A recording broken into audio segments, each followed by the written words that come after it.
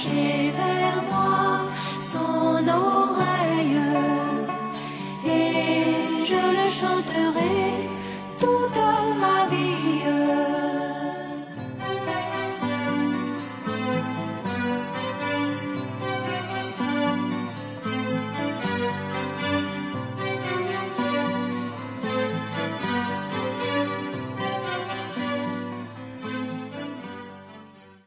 Bien-aimé, que dirais-je encore? Je pense que c'est la seconde fois que nous écoutons, pour certains, cette merveilleuse prédication. Mais avant, je voulais qu'on lise Psaume 137 à partir du verset 1. Psaume 137, le verset 1. Il dit verset 1, pas 9.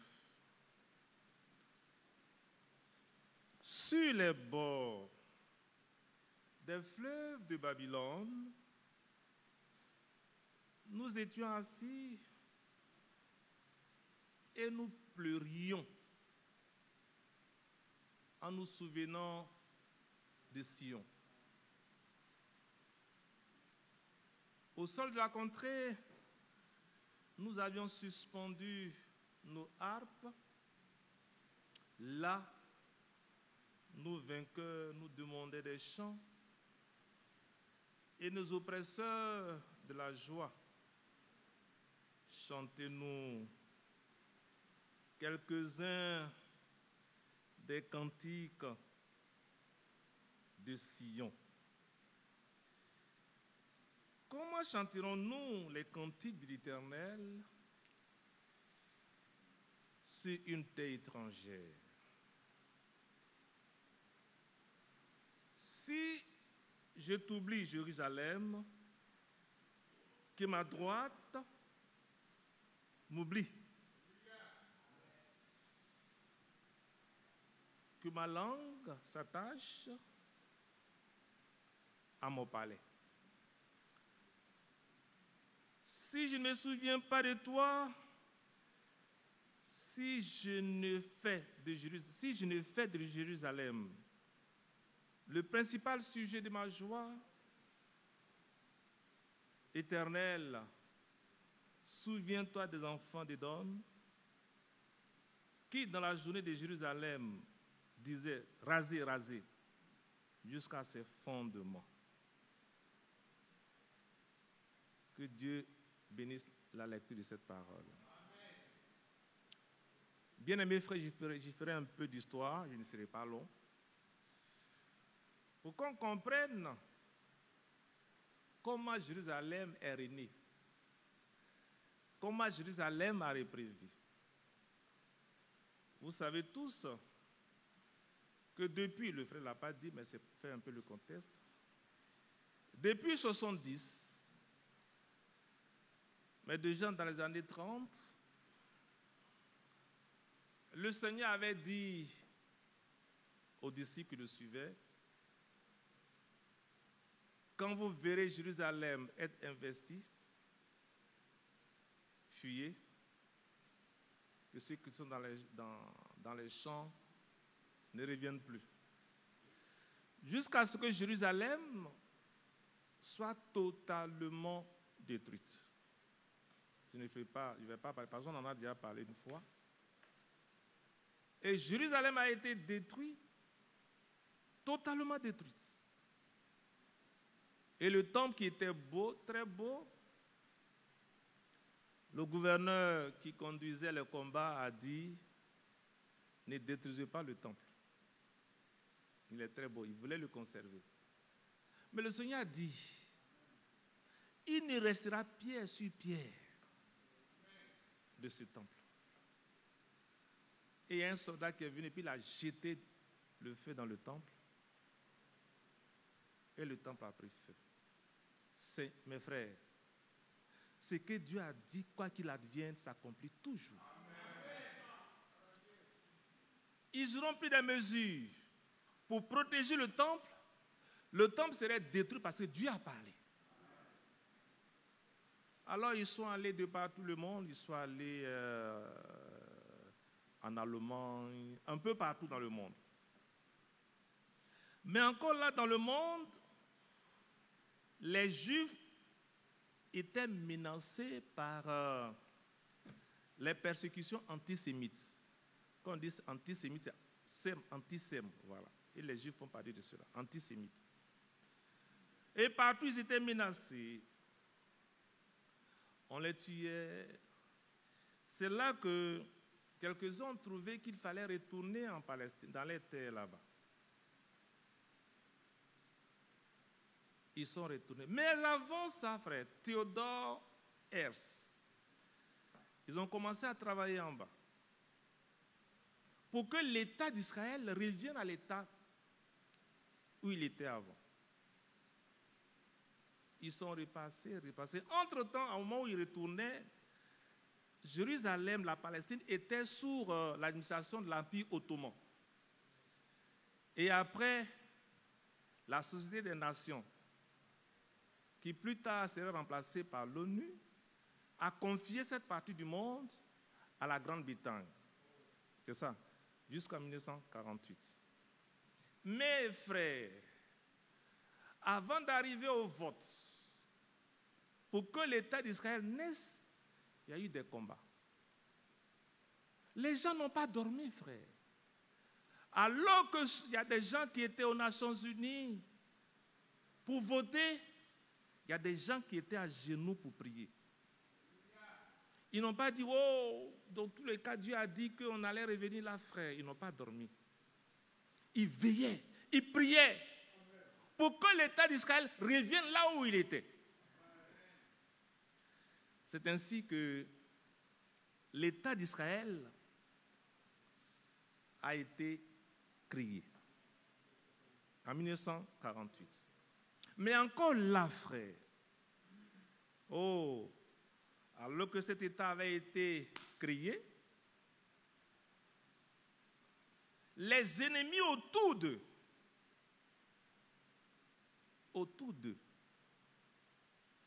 la Syrie, tous ceux qui étaient là, tous ceux qui étaient autour d'Israël, un État qui n'est même pas encore bien assis, ils ont commencé à aller faire la guerre.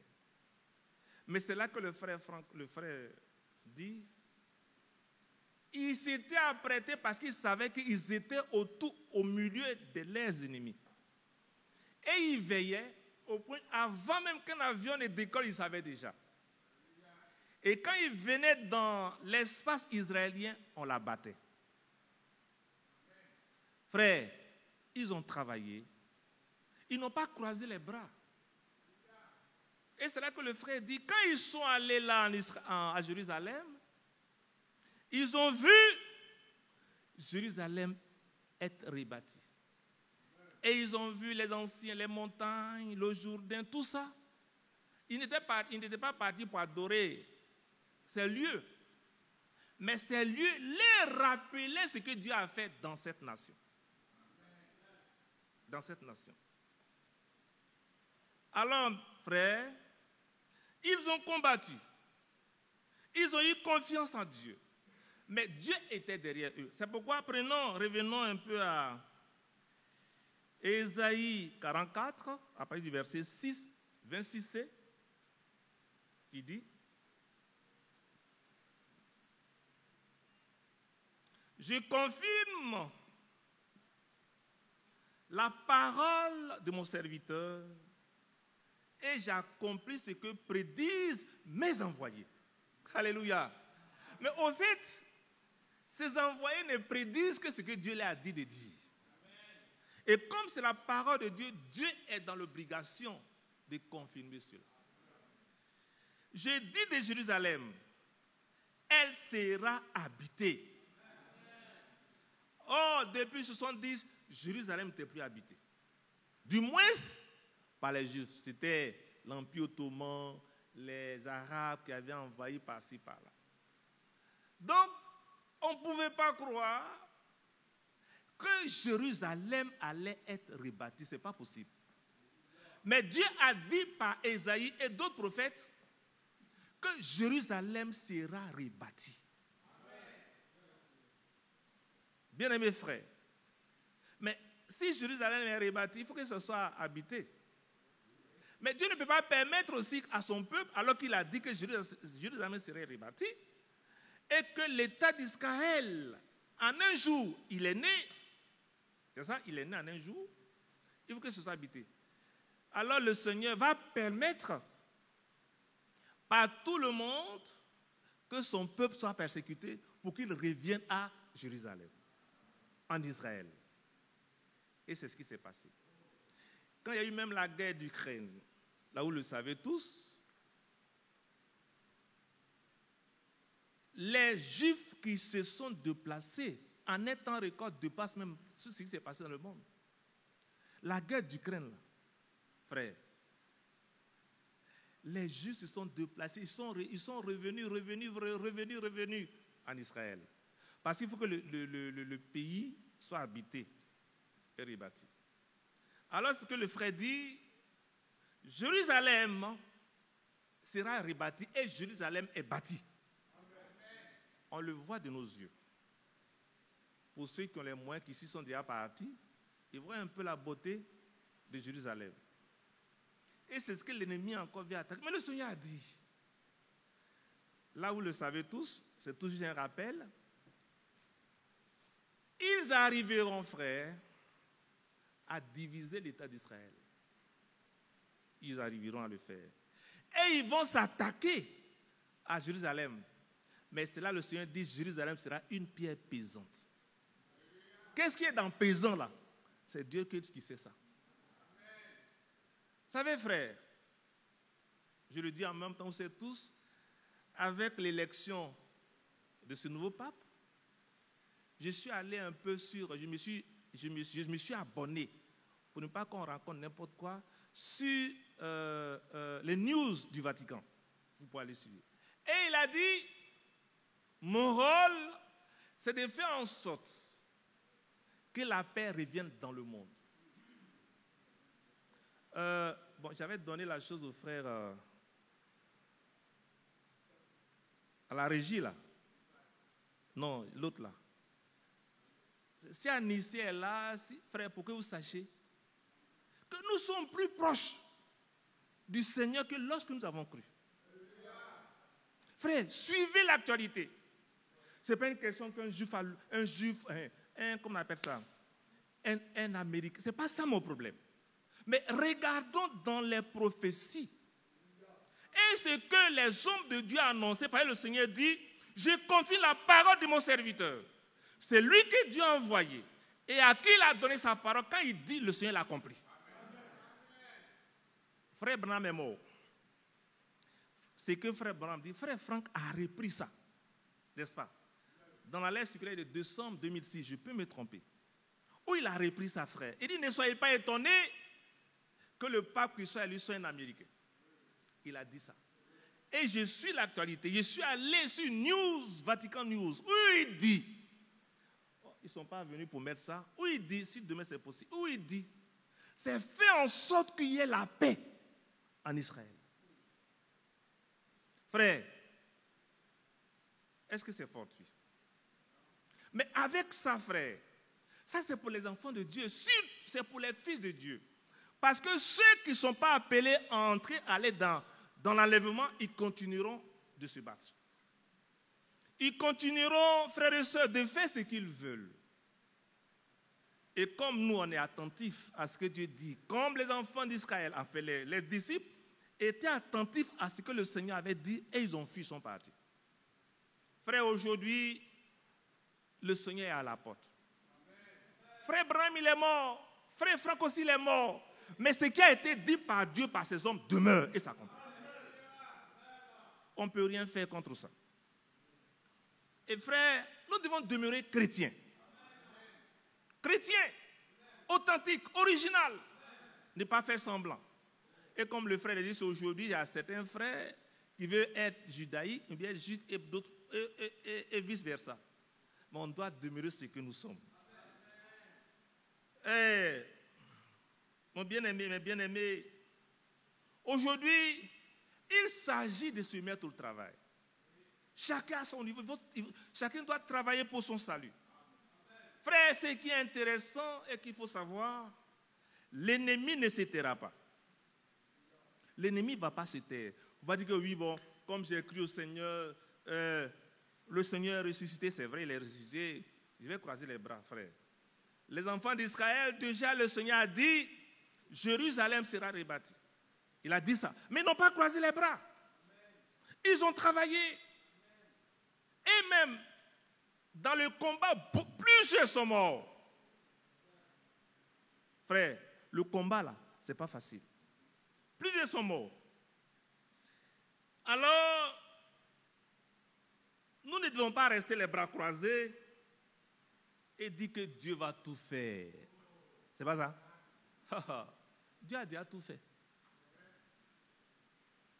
Tout ce qui est de son ressort, il a tout fait, frère. Dieu a tout fait. C'est pas il nous dit. Tout ce qu'il nous demande, il dit, prenez courage. Car j'ai vaincu le monde. Et quand on dit de prendre courage, c'est que par moi tu es fatigué. C'est pas ça? Tu es fatigué. Ça me fait penser un peu au chemin de l'Égypte à la terre promise. Où il marchait, il y avait des vieillards, il y avait des enfants, il y a certains qui étaient fatigués. Et c'est là cette portion de l'Écriture tire son origine, dit que ceux qui ont le genou affaiblissent, que vos genoux soient affermis. Parce que quand on marche, on est fatigué. Et tu dois dire à ton frère, frère, courage. Lève-toi et marche.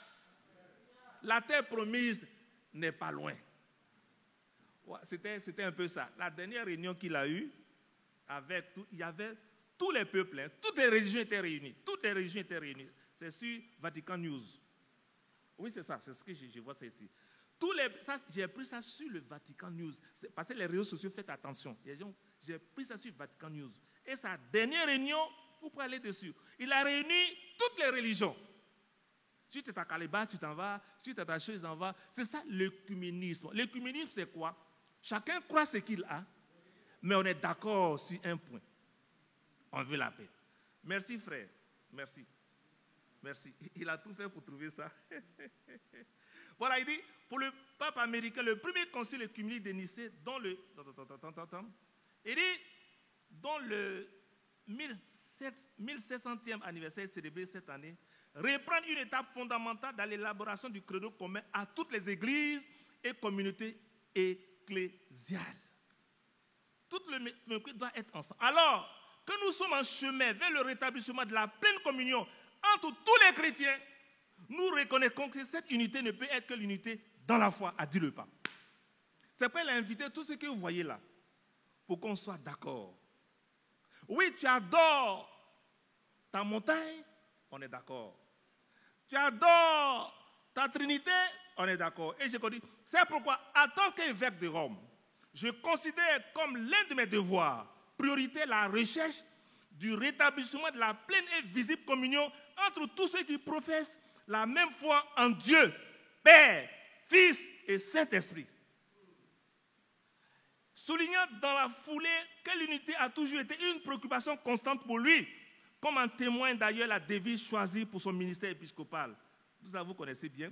Une expression de Saint Augustin d'Hippone qui rappelle que nous aussi, dès que nous soyons nombreux dans l'unique, c'est-à-dire dans le Christ, nous sommes un. Ah oui, frère.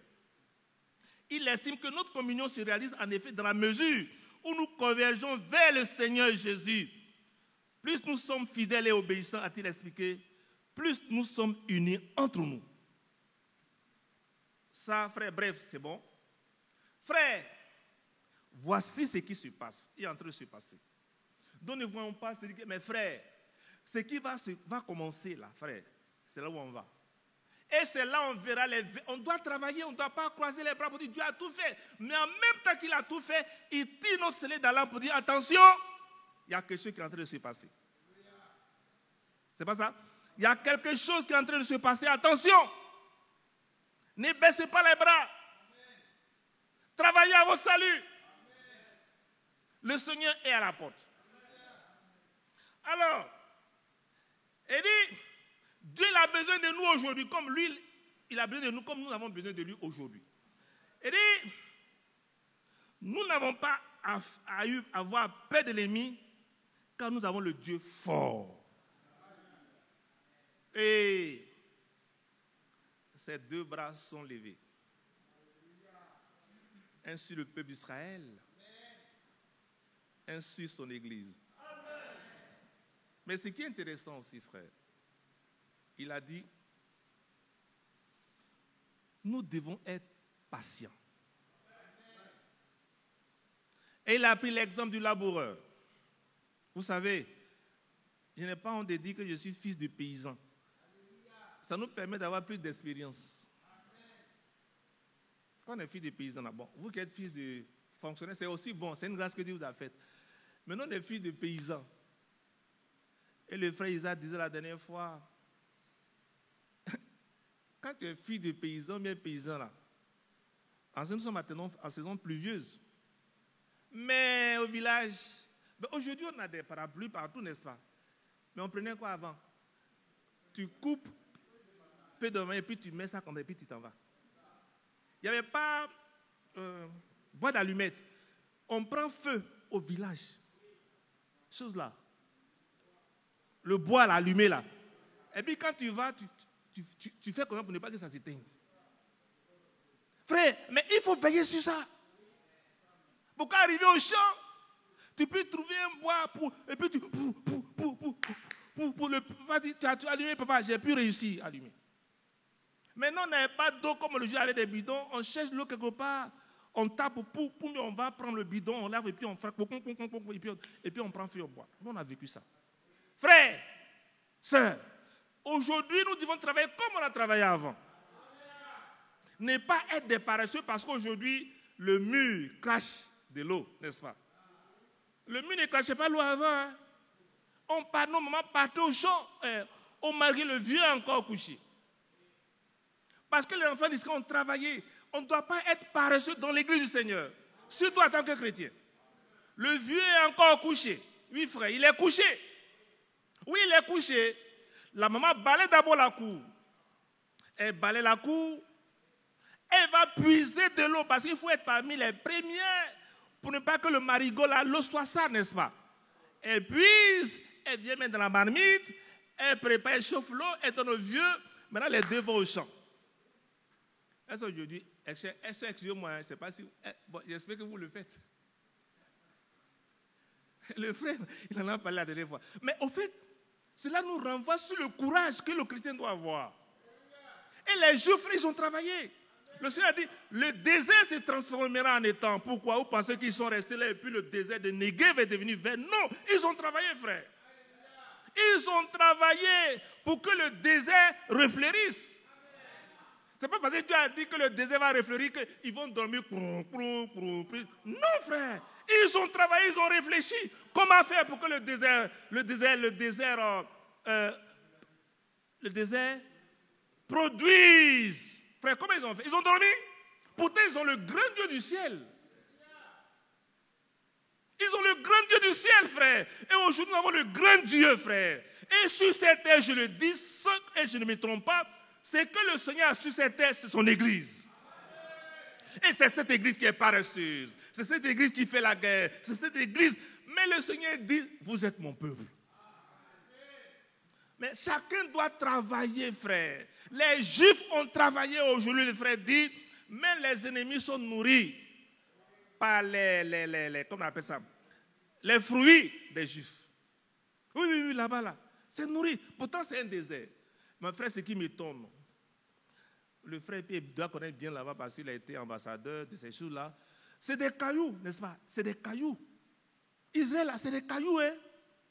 Mais comment c'est fait que c'est de ces cailloux-là? Oh, Dieu dit, c'est le pays où coule le lait et le miel. Dieu, il est bizarre. Mais quand Dieu met, il y a des cailloux, il y a des roches, Dieu dit, c'est là mon pays. Mais pourquoi le monde entier se tourne vers ce petit pays-là, frère? Parce que Dieu doit faire quelque chose là. Je ne vous apprends rien. Il y a aujourd'hui un pourparler entre Israël et l'Iran sur la bombe atomique, vous le savez. Or, les 7 anges là, ils sont attachés sur l'Euphrate qui doivent frapper après là. frère, ils auront ça.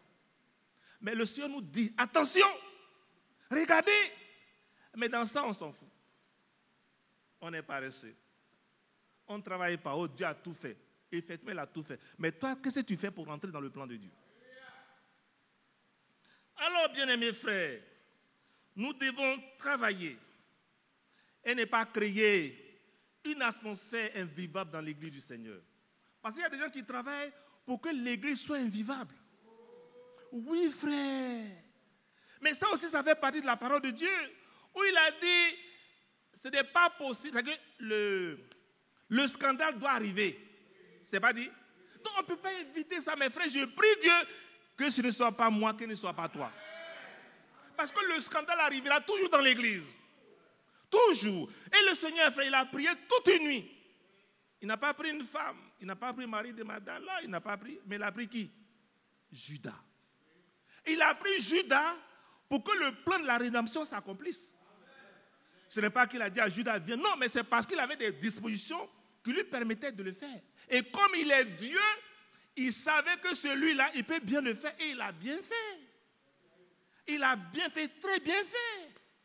Alors vous n'allez pas dire, Seigneur, et encore plus, Judas, c'est lui-là même qui avait, qu'on appelle ça, la bourse. Et puis c'est lui qui parlait beaucoup. Oh, il y a des gens qui ont l'église. J'ai dit ça la dernière fois par rapport aux examens. J'ai dit ça la dernière fois. Alors, oh, Seigneur, il jouait au spirituel là. Oh, Seigneur, tu sais qu'il y a des pauvres. Et regarde autour de nous, il y a des pauvres. Ce parfum de grand prix pourrait être vendu. Et garder l'argent pour qu'on le donne aux pauvres. C'est pas ça. Et il ne pensait pas aux pauvres, il pensait à lui-même. Et aujourd'hui, les gens cherchent à servir Dieu, pas par rapport au peuple, mais par rapport à eux-mêmes. Ils pensent aux grosses dîmes, ils pensent aux offrandes, mais au monde aussi, il faut faire au monde. Mais eux, ils pensent aux dîmes, aux offrandes. Mes frères, ce n'est pas à cause de ces hommes-là que toi, tu n'as pas payé ta dîme. Paye ta dîme parce que chacun, là, ce que tu sèmes là, c'est ce que tu as récolté. Mais ce qui est intéressant, frère, le Seigneur va les enlever de son peuple. Frère, c'est la parole de Dieu et on ne peut rien faire, frère. Dieu est comme l'eau. Vous connaissez le nom? Quand l'eau vient comme ça, là, si tu veux, il faut mettre un barrage. Le barrage sera détruit, l'eau va passer. C'est aussi comme du feu, frère. Comme du feu. Il faut mettre tout ce que tu veux. Le feu va brûler, puis ça passe. Frère, craignons Dieu. Que sur la terre, là, tu peux ne pas craindre quelqu'un. Hein, mais il faut craindre Dieu.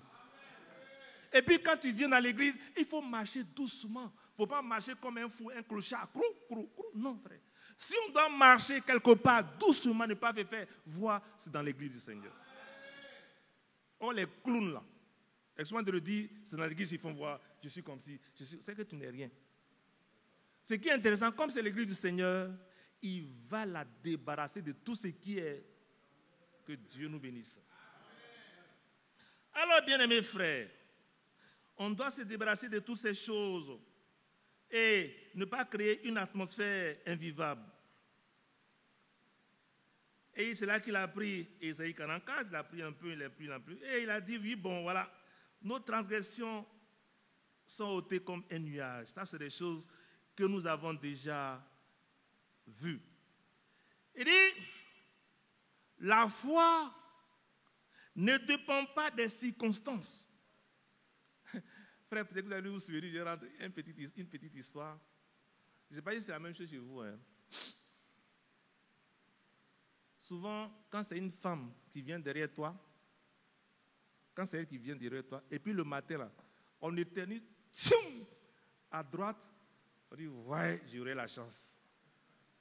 Oui, c'est pas, mais chez nous, c'est comme ça. Ou bien si c'est à gauche, si c'est un homme, et puis c'est à gauche, ou bien quand tu vas quelque part, et puis ton bras gauche cogne, ça va marcher. Il y a des gens qui ont la foi comme ça. On dirait que vous n'avez pas vécu ça. Hein? Vous avez vécu ça, non? C'est là. Frère, tu as vécu ça, non? Ici, est-ce que ton bonheur est dans les narines des gens? dépend de Dieu et de la foi que tu as dans le Seigneur. Quand on éternue par ta gauche, par ta droite, ce n'est pas ça ton problème. Oh, soit les gens, quand on est tenu par la gauche, c'est comme c'est son bon côté. J'ai la foi. Dieu va faire. Ça, ce n'est pas la foi. Il me fait comprendre là. Là, c'est des choses réelles. Dieu, la Bible est réelle. Ou bien quand tu cognes le bras, le pied, boum, ce matin-là où je vais là, ça va marcher. Frère, il ne faut pas avoir une foi comme ça. Quand tu vois même que rien ne va, alors que tu attends la pluie, il n'y a rien, le ciel est clair, il faut croire qu'il va pleuvoir. C'est ça la foi, frère. Non pas la foi de, comment on appelle ça, Élisée là, son Géasi.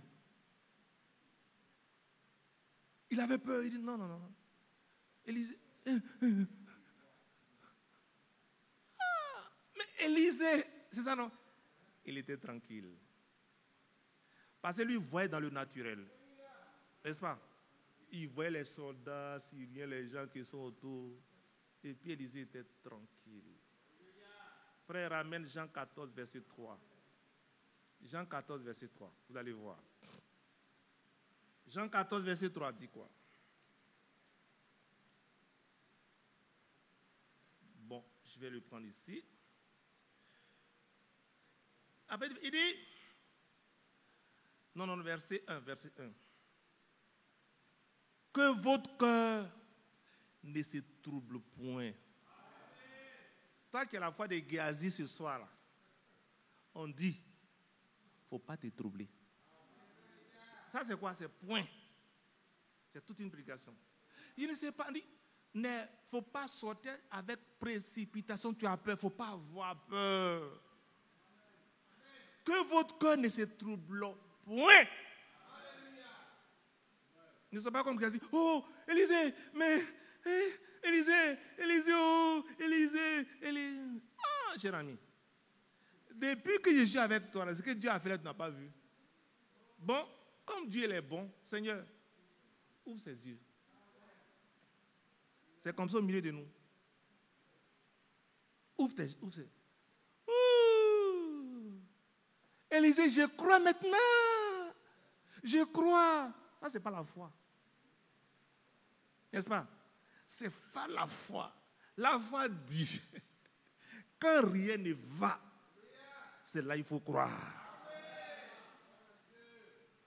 Quand tout va à la dérive, c'est là qu'il faut croire.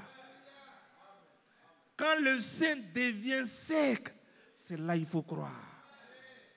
C'est pourquoi Abraham, il a cru. C'est une fois. Hein? Souvent quand je parle et puis je vais à Divo, je voulais revoir la statue.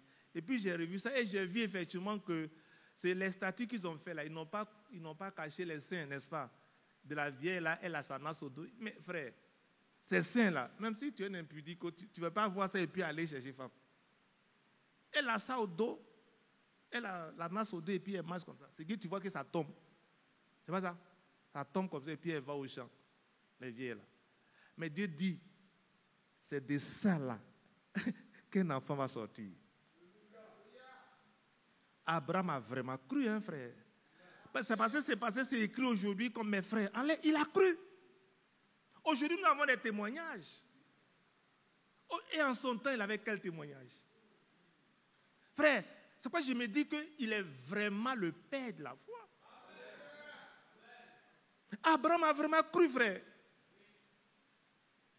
Abraham a vraiment cru, frère. Il a même dit, Seigneur, je m'en vais. C'est Eliezer de Damas, c'est pas ça? Qui sera mon héritier? Oh, le Seigneur va lui dire, Abraham, dit oui mon Seigneur. Regarde les étoiles du ciel. Si tu peux les compter, telle sera ta postérité.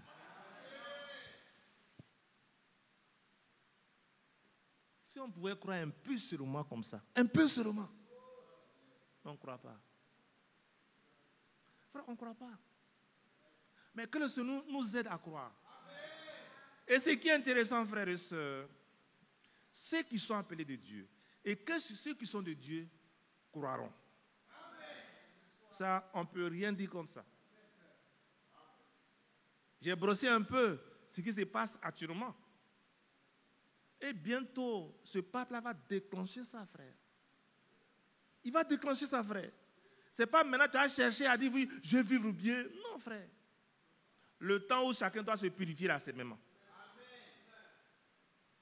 C'est maintenant, frère. Et puis, ne pas chercher. Frère, on a tout reçu. On a tout reçu, frère. Alors, et Dieu, frère, va accomplir sa parole au travers de ses serviteurs. Et je vais loin pour dire, ce que le Seigneur a dit pour toi, tu seras humilié soit pour un temps. C'est pas ça? Tu peux être humilié pour un temps, mais ce n'est que pour un temps. L'ennemi n'aura pas toujours le dessus sur toi, frère. Mais ça, c'est pour ceux qui croient. Parce que si tu dis que l'ennemi il commence à avoir au-dessus de moi, je vais chercher d'autres voies, tu vas tomber encore. Mais quand tu penses que l'ennemi il commence à avoir, et puis toi tu crois fermement, frère, tu regarderas à gauche, tu regarderas à droite, ceux qui te chassaient là, tu les verras plus. Parce que le Seigneur les a balayés. Frère, c'est la parole de Dieu et c'est votre héritage. Mais c'est dit d'être patient. Il a pris l'exemple du laboureur. À 17 ans, j'aurais fini. Il a pris l'exemple du laboureur. Quand il plante. Sur ça, c'est igname, c'est banane, c'est tout ce qu'on peut imaginer. Est-ce qu'il peut aller sur la terre pour tirer? Il faut pousser. Non, est-ce qu'il peut le faire? Tout ce qu'on lui demande, c'est de travailler autour et désherber. Regardez le Seigneur, fais venir la pluie. Seigneur, fais venir la pluie.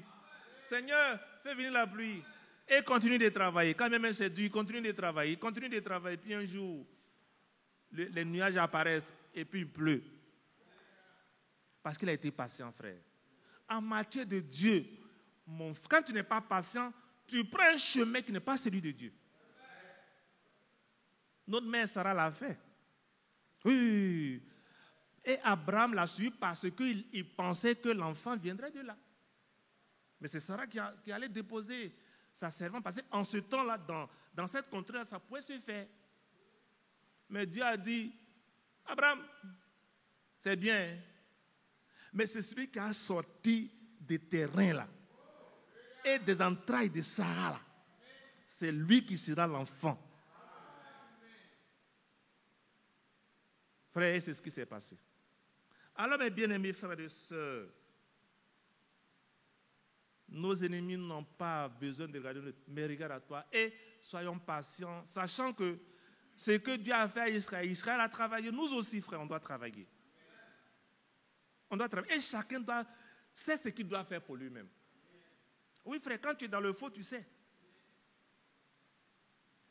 Tu peux me mentir. Tu peux mentir à ton frère, même à ta femme. Mais tu ne peux pas te mentir toi et puis mentir à Dieu. Quand on s'entête pour faire ce qu'on veut, on récolte ce qui est dedans. Alors, bien-aimés frères et sœurs, que le Seigneur nous bénisse. C'est ma prière. Et que nous puissions travailler comme les Juifs ont travaillé. Alors, si tu es sur un terrain étranger, tu as raison d'avoir peur. Mais quand Dieu te met sur un terrain qui est le terrain de Dieu, tu n'as pas à avoir peur. Frère, pas Dieu te dit de rester là, tu as peur de quoi? Tu es chez toi. Même on prend le cas du football. Souvent les gens, quand tu vas jouer sur un terrain étranger à l'étranger, ils disent, oh, ils vous ont gagné. Mais chez nous, on est chez nous maintenant. L'ennemi tremble. Mais frère, on est sur le terrain de la terre promise. On est sur notre propre terrain. On ne doit pas avoir peur parce que sur ce terrain, Dieu est avec nous. Si tu vas sur un terrain étranger, Dieu n'est pas avec toi, frère. Les enfants d'Israël sont retenus à Jérusalem. dans l'État d'Israël parce que Dieu le lui a dit et c'était le terrain de Dieu. C'était là qu'il devait être. Et comme Dieu a dit, sur ce terrain-là, frère, tu ne dois pas avoir peur. C'est pourquoi ils ont dit, reprenons ça, frère, et puis on va arrêter. Reprenons Psaume 137. Psaume 137. Psaume 137. Il est sur les bords des fleuves de Babylone. Ils étaient là en Babylone, là-bas, en déportation. Nous étions assis et nous pleurions en nous souvenant de quoi? De Sion. Là, ce n'est pas notre terre. Ce n'est pas notre terre, ce n'est pas chez nous. Au sol de la contrée, nous avions suspendu nos harpes. Allons-y. Là, nos vainqueurs nous demandaient des chants et nos oppresseurs de la joie. Chantez-nous de quelques cantiques. Chantez-nous quelques-uns des cantiques de Sion. Et un jour, l'un de nos doyens nous disait, il avait un ami qui avait le doctorat, il a fait le doctorat. Il était titulaire du doctorat. Il allait en France. Et puis là-bas, les gens n'ont pas reconnu son doctorat. Et il était vigile. Et les petits blancs qui étaient là, ils appellent, docteur, viens, va ouvrir la porte. Docteur, va ouvrir la porte. C'est pas là que tu dois être. Et puis l'ennemi va se moquer de toi là. C'est comme ça que quand tu suis un terrain étranger, qui n'est pas ton terrain frère, l'ennemi fait de toi ce qu'il veut et souvent même tu perds tes confiances. Toi-même tu n'as pas confiance en toi parce que tu es sur un terrain étranger. Oui. Quand tu n'es pas là où tu dois être, que selon le plan de Dieu, frère, tu vas sur un terrain étranger, l'ennemi va t'humilier. Et quand tu t'appelles docteur là, c'est pas vrai, c'est pour t'humilier. Docteur, il y a une voiture qui arrive. Et puis le docteur va se lever là-bas. Docteur, tu as fini? Oui, j'ai fini, voilà. C'est ce que l'ennemi fait. Tu es un fils de Dieu, mais quand tu vas sur un terrain étranger, le diable t'humilie. Parce que ce n'est pas là que tu dois être.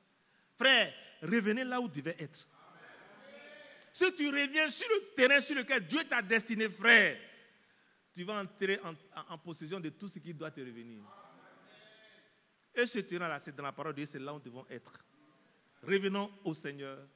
Revenons là où le Seigneur nous a mis. Et c'est là où il t'a laissé là. Quand tu restes là, quand il va revenir là, c'est là qu'il va te trouver. Que Dieu vous bénisse.